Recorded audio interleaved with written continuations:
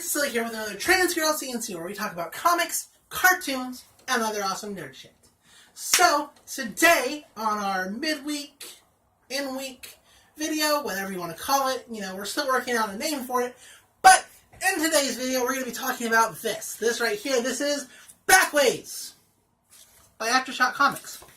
This is one of the few Aftershock titles I read. The other one that I've featured on this channel is Alters, and that is a punishment for myself.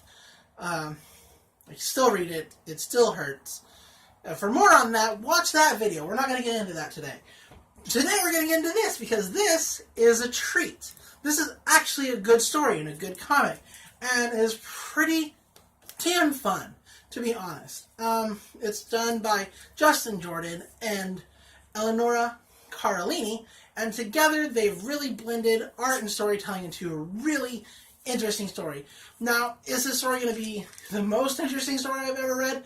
Who knows? Who can tell? We've only got 2 issues so far. Just 2.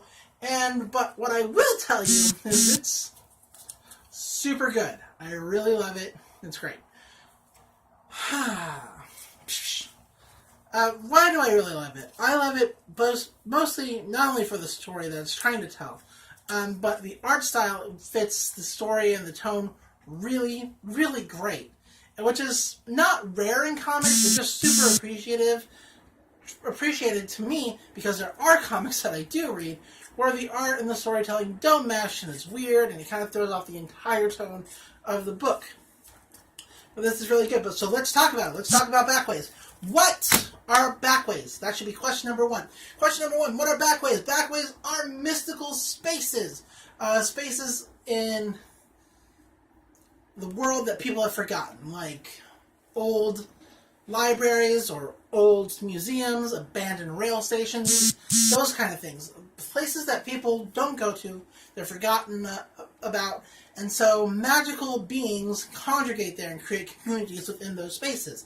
And each of those spaces are connected to each other by backways, and roll credits, right? Those backways are connected to the more mundane world, and that's how you travel. So, specifically, you could be in Chicago, for instance, and then travel all the way across the world through the backways in order to be in a totally new community. And I really enjoy that kind of non-linear travel being a feature of the story. And this has it in spades, so it's good for me. So magic. There's magic in the world. There are 5 different kinds of magic in the world. First up is warpers. Warpers have the ability to warp the shape of an element. Like, there are warpers that can warp fire into shapes, or light into shapes, stone, wood.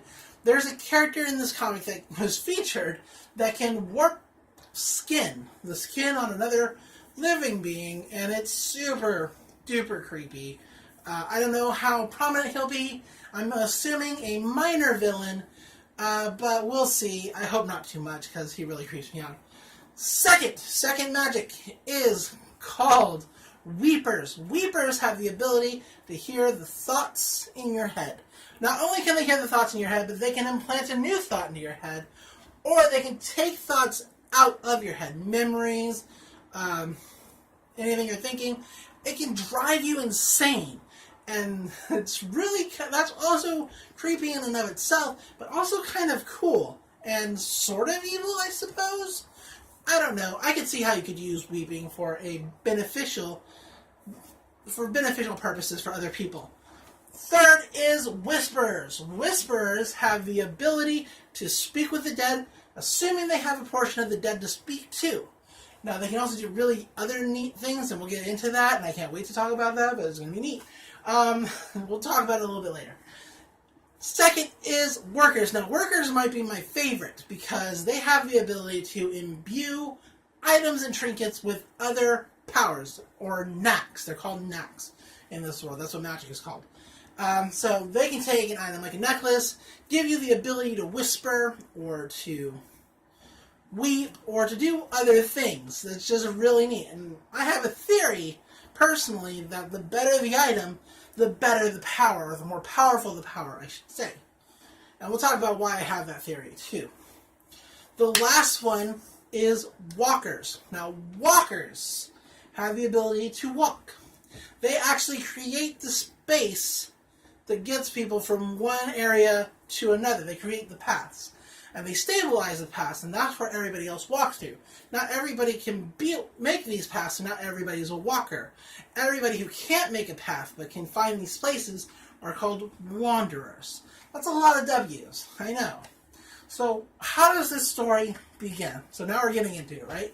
So the main character is Anna. Anna's this teenage girl. She's looking for her lost friend. Her friend went missing. And she's like trying to figure out what happened. Her friend's parents don't want to talk to her because they blame her. She's like, she started getting really weird when you start showing up and you start getting into all this weird stuff and this is all your fault and etc. and blah blah blah. And so they like tell Anna, stay away. We're gonna call the cops. Don't come near us. Stay away from this family. You're banned, right? That's not good enough for Anna because it turns out it's not just her friend. It's not her friend is missing, but it's also her girlfriend. Like, she's like, or maybe it's not her girlfriend. Maybe it's just a girl she has a crush on. I don't know. It hasn't really gotten into that yet, but I think they're lovers. And I like that. Lost a cat. It's okay.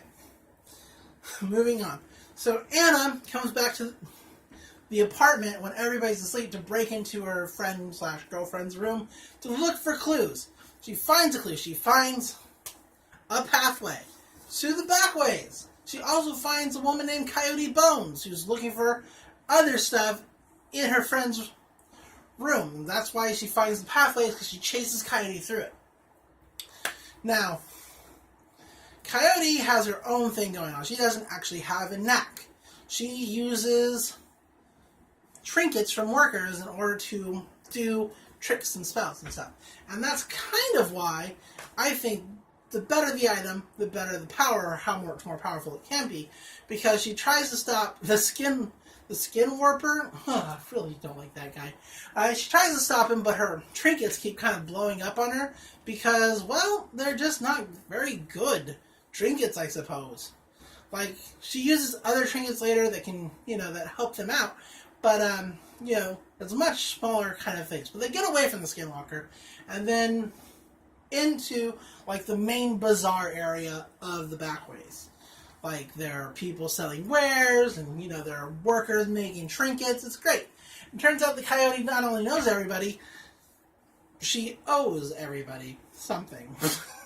Which is great, But she's explaining how the Backways work and such. When, like, they get captured. Like, they do. But while she's explaining, she's assuming that Anna doesn't have any powers of her own, kind of like she doesn't have any powers of her own. And so she's like, people do this, people do that, people do that. We don't do anything. Or, she's being very like, you probably don't have any kind of power. That's okay, most people don't. Or a lot of people don't. Anyway, they get captured by somebody who Coyote really owes. And he's trying to get Anna to basically sign up with him. And she's like, I want no part of this. I want nothing to do with that. And he's trying to, like, get into her head, sort of. And she reaches out and she touches a skull that this guy's, like, floating to her. And it turns out she's a whisperer, which, as I said, they commune with the dead.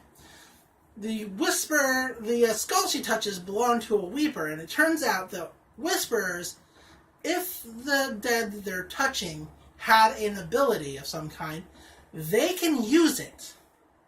It is so cool. It is so neat. She basically uses this ability to break the bonds between this guy and all his minions, and it's really spectacular. It's like lightning. And it's so good. It's so good, the way the art works and such. Coyote frees herself using her little trinkets to, like, shape the ropes away. Or warp the ropes away. And then they escape because it turns out that they're wanted. Of course they are. Why wouldn't they be? There's always got to be some kind of overlaying conflict. They're being hunted by a guy called the Morning Wolf. That's his title. He, like, I guess, cleans up after magical nonsense or whatever. And the reason he's hunting them is because if they make their goals, whatever those goals will be, well, like Anna is to just find her friend, Sylvia. I believe that's her name. Don't quote me on that. So, he's like, if they figure out or get their goals met, they'll accidentally start, like, the next Deciliths with, apparently, the Deciliths was, like, this huge thing, like, magic, like, with Haywire or something, and it was very devastating. Like, so, who knows what that means? Maybe something that they do triggers it. Maybe something that somebody makes them do triggers it. There's no knowing because it's only issue 2 and we don't know. I imagine that it's a prophecy that's kind of not straightforward. That's my theory. Like, they help set off a chain of events that leads to eventually this happening, but it's not necessarily their fault. Or maybe Coyote does it. Who knows? I don't know. It'll be interesting to see how it goes. So, definitely check this out. Like I said, the art's good. If you like weird, mystical stuff, this is totally for you. And I think you're going to like it. I think a lot of people are going to like that. And that's Backways. That's it. 2 issues. I don't have a lot to talk about. No, we really went over some broad strokes, right? So, that's it. I'm not sure what we're going to do a main video about this week. I will figure it out like I always do. But until then, I'm Fire Princess Lily. And until next time, enjoy comics, enjoy cartoons, and I'll see you in the next video. Bye.